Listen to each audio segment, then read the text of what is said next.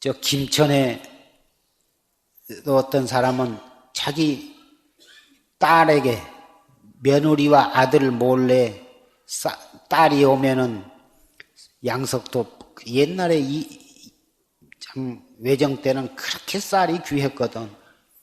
그러니 딸이 오면은 그 며느리 눈치 봐가면서 몇 대씩 퍼주면은 치마 속에다가 그저 감춰가지고 가가지고는 가고 그저 팥 농사면 팥도 퍼주고 꾀도 퍼주고 이래가지고 이제 그 친정 어머니의 마음이죠. 그 시집가는 딸 항시 불쌍하고 못 있고 그러니까 가서 잘 살면 오히려 친정에 뭐 딱 갖다 드리겠지만 시집 간 것이 가난한 대로 갔던지 친정에만 오면 어머니가 그렇게 가슴이 아파해서 그렇게 며느리 몰래 퍼주고 그랬었는데 그 며느리가 얌전하고 효심이 있으면 그 시어머니의 마음을 알아서 며느리가 자진해서 이거 신우가 왔으니 이거 쌀도 좀 주십시다. 꾀도 좀 줍시다 하고 자발적으로 그렇게 하면 그것이 참 효도가 되고 얼마나 시어머니의 마음을 흐뭇하게 해드릴 텐데 그 며느리가 마음이 거기까지 가지 못했던지 그 시어머니가 며느리 몰래 그 할 때 얼마나 그 참 가슴이 아팠겠습니까? 그랬는데 그 부인이 죽어가지고 그 집에 개가 되었습니다. 그 개가 된 것을 어떻게 알겠습니까마는 그 아들 꿈에 또 그 개가 어찌 개가 또 자기 어머니로 보이면서 내가 네 애미다. 내가 죽어가지고 내가 개가 되었어. 내가 왜 개가 되었냐 하면 너와 며느리 몰래 너 시집간 뒤 누이 동생의 곡식을 퍼주고 뭐다 그랬는데 그 죄로 그것을 갚기 위해서 내가 개가 되어가지고 너희 집을 내가 지키고 있다. 그런데 며느리가 그 뜨거운 날 발길로 찬다. 시골에 가면 부엌에서 개가 아주 부엌에서 살면서 밥만 펐다 하면은 그저 밥 냄새 맡고 그저 달라들거든. 발길로 탁 차기도 하고 그저 주걱으로 대골통을 때리기도 하고. 그래가지고는 밥은 지기들이 다 밥 먹고 솥단지 씻은 거 밥 먹고 남은 거 누룽지 식은 밥 뭐다 그런 걸 찌그러 주니 겨울에는 차와서 먹을 수가 없고 여름에는 또 그것도 비은질된 거 그런 것이나 주고 그래가지고는 그러니 내가 밥도 먹을 수가 없고 큰 발길로 며느리 다른 사람한테 체해도 분을 텐데 며느리한테 체해서 내가 분하고 살 수가 없다. 그러니 네 처한테 개 집에서 키운 개를 그렇게 차는 법이 아니라고 일러주어라. 그리고 밥도 좀 따뜻하게 주고 때 맞춰서 주고 이렇게 하고 내가 겨울에는 추워서 잘 데가 없으니 집으로 개 집을 잘 만들어 가지고 좀 잘 수 있게 해다오. 그래서 참 꿈을 깨놓고 보니까 묘하다고 말이요. 그 꿈을 깨가지고 개 있는 개를 가서 보니 멀끔히 자기를 쳐다본 것이 꼭 자기 어머니 같다고 말이요. 그래도 이것이 그 꿈이라 나서 차마 개 보고 어머니 할 수도 없고.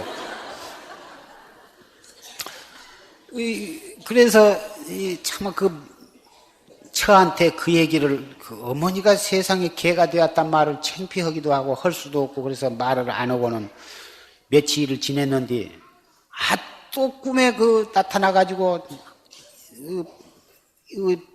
체해가지고 눈티가 부었다고 왜 말을 하라니까 안 한다고 재차 그런다고 말해. 그래서 할 수 없이 이제 개를 발길로 차지 말라고 어떻게 내 집을 지켜주는 개를 그렇게 차지 말라고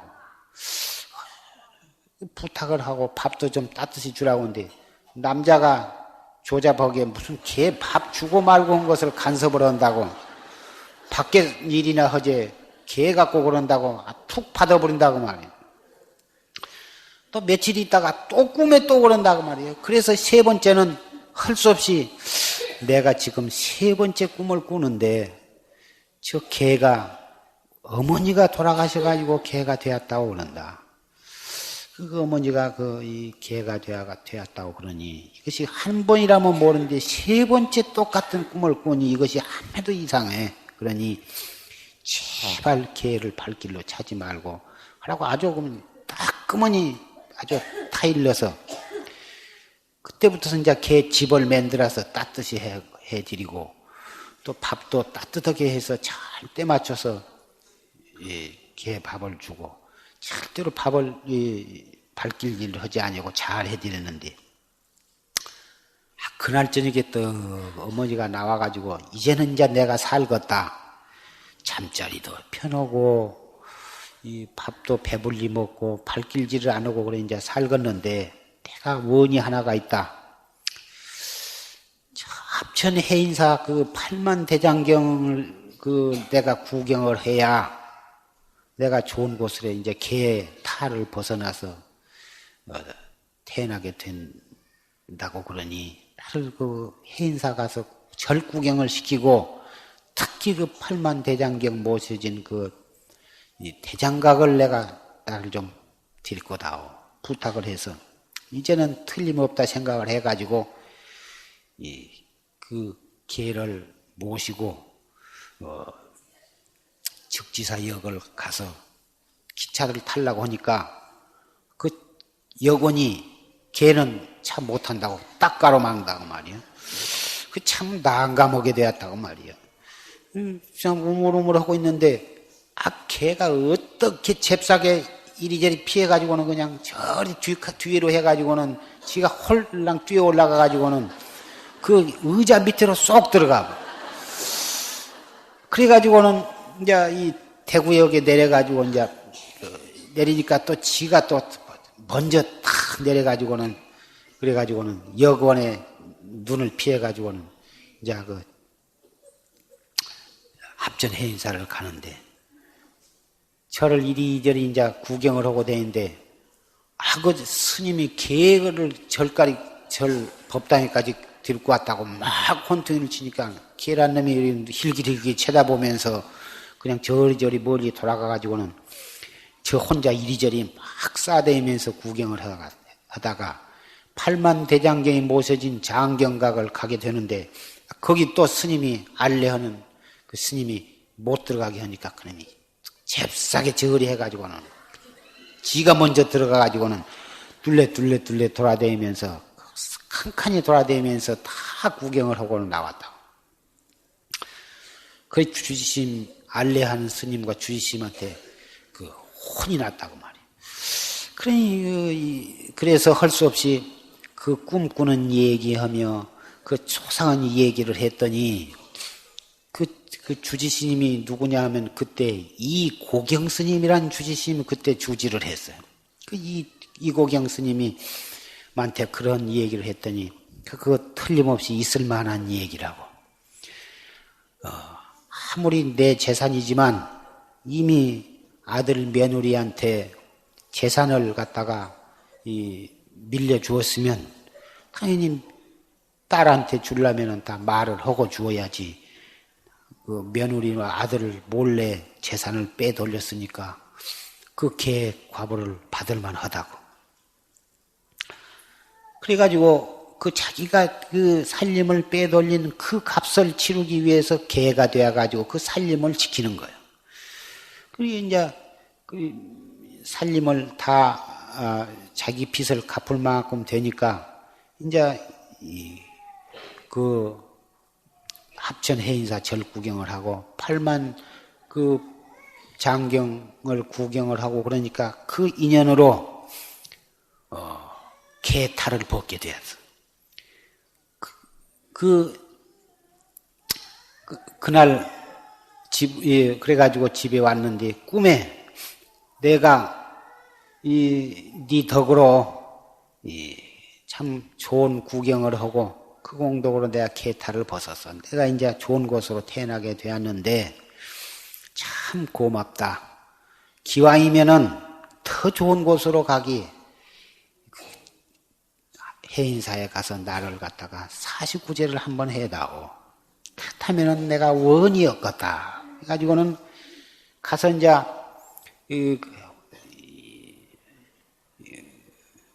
그런데 그 이튿날 꿈을 깨고 보니까 개집에 개가 딱 죽어갖고 있다고 말이요.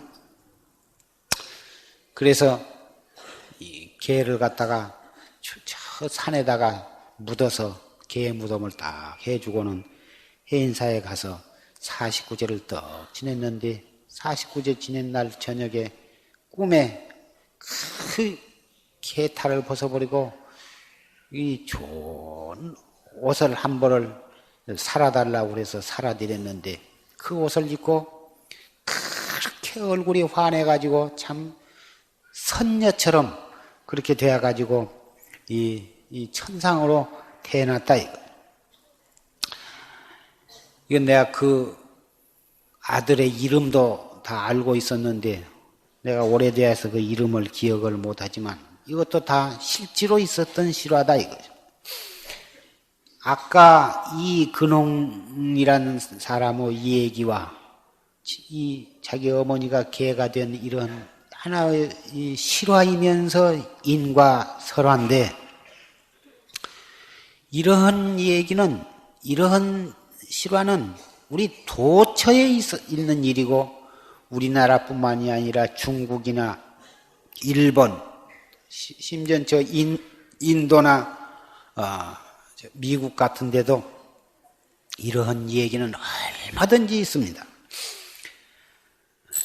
그리고 지금은 최면술 하는 그 최면학이 발달이 되어가지고 최면을 걸어서 연영 소급 퇴행법을 쓰면 그 사람이 전생에 무엇이었으며 그런 것을 환히 다 알 수가 있습니다.